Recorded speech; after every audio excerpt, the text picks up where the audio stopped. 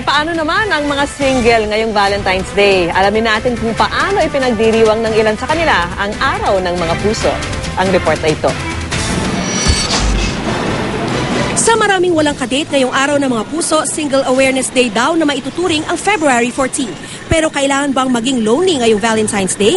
Hindi raw ayon sa mga dumayo sa singles party ng kauna-unahang ice bar sa Pilipinas. Dito, literal silang naghanap ng love in the cold dahil sa negative 5 degrees Celsius na temperatura rito. Ang mga upuan, minibar at pati na ang mismong shot glass, gawa sa yelo. Pero ang mood ng lahat, pinainit ng masaya nitong party atmosphere. Grabe, may naman pa yan, no? Siyempre masaya kasi you get to know other people.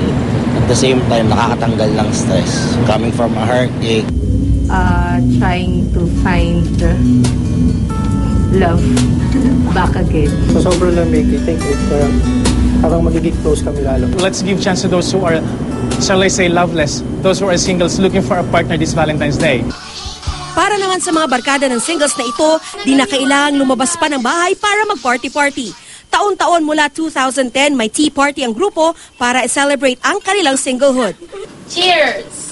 Kumpleto ang party mula sa paglalaro ng St. Valentine's board game, pagsusulat ng cheesy friendship letters, hanggang sa kantahan at sayawan.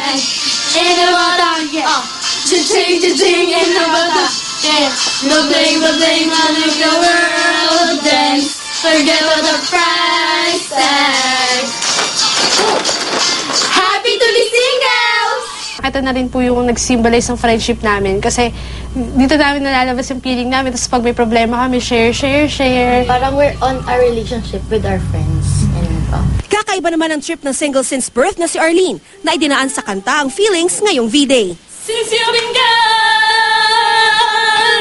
I can't breathe for the first time. So I'm just happy the way I am.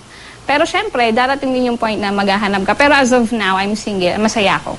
Feeling professional siya sa online site na ito kung saan pwedeng mag-record ng kanta, karaoke style. Pumili lang ng kanta, itodo ang pagbirit at ilang minuto lang, may karaoke video ka na. At ang best part, pwede pa yang i-upload sa Facebook. I'm stronger. That's all for you, boys. Para sa saksi, Maria Bulaklak Ausente nag-uulat.